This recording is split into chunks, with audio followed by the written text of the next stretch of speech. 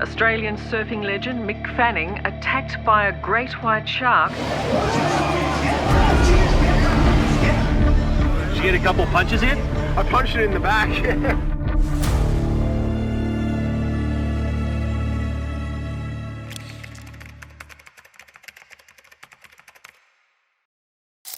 Champion surfer Mick Fanning was ready to take on Julian Wilson in the 2015 South African J-Bay Open. He began paddling when suddenly something pulled him underwater. When he surfaced, he saw the demonic jaws of a great white shark thrashing, ready to make mincemeat out of him. The shark got a hold of his leg rope, thinking it was Mick's leg, and began pulling him down.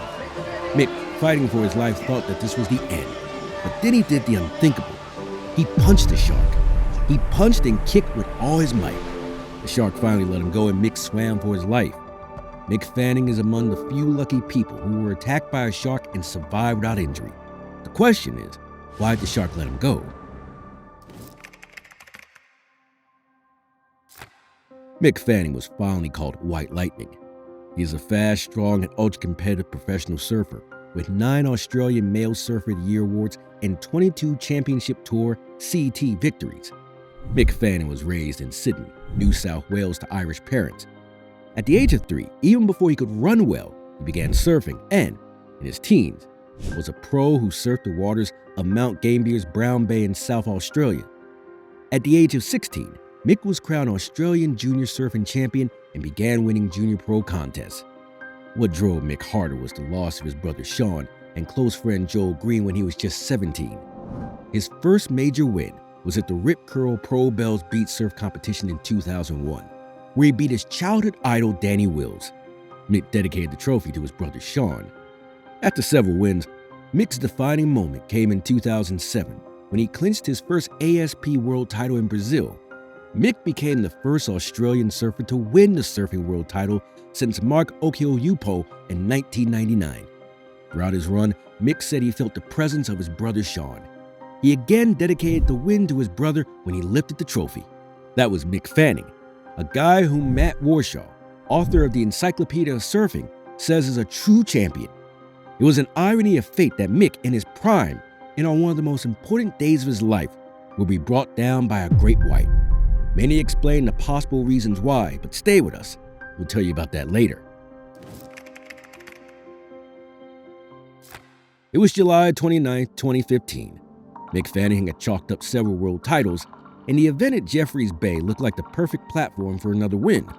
The White Lightning was raring to go. He was confident and knew it was just a matter of going through his routine before he held that trophy. He was in the water against fellow countryman Julian Wilson. The J-Bay Open was an event of the World Surf League Championship Tour, and Mick wouldn't miss it for the world. Besides being a great tourist hub, Jeffreys Bay in the Eastern Cape province of South Africa is famous for 2 things.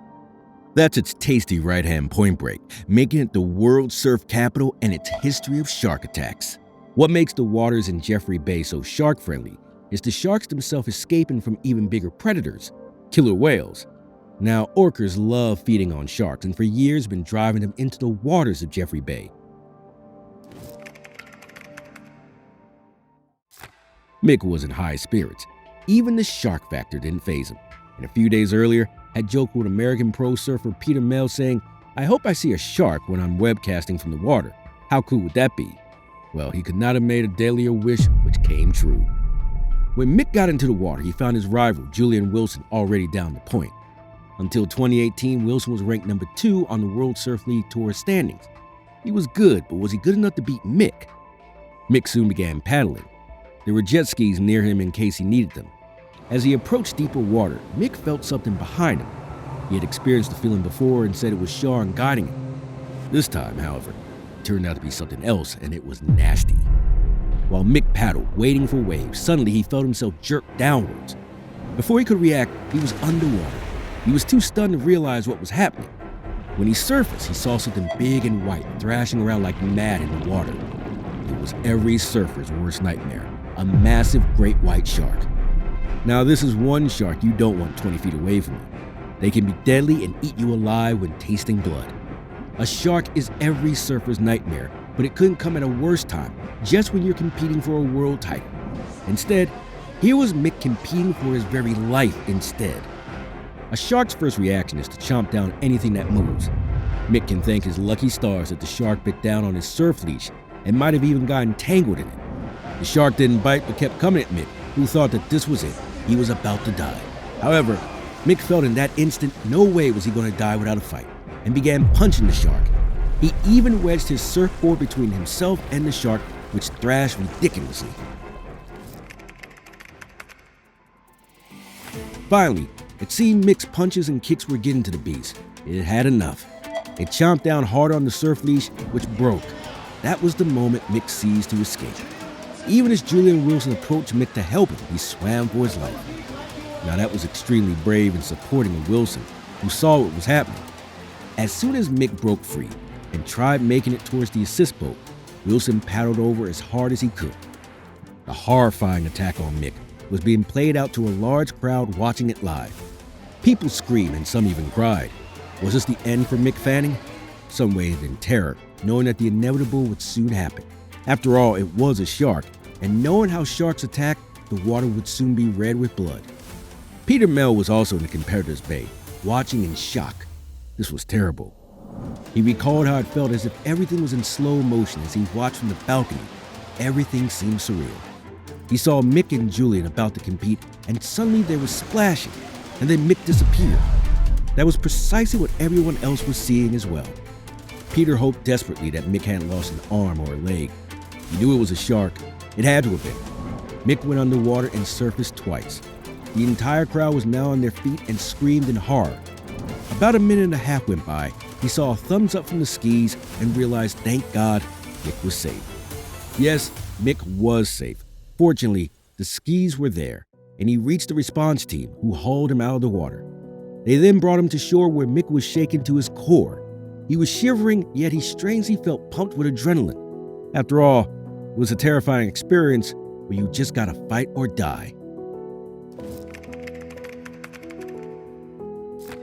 Once safely on the boat, the gravity of the situation began to sink into Mick. He checked himself for injuries. He was unscathed, except for a considerable dent in his surfboard.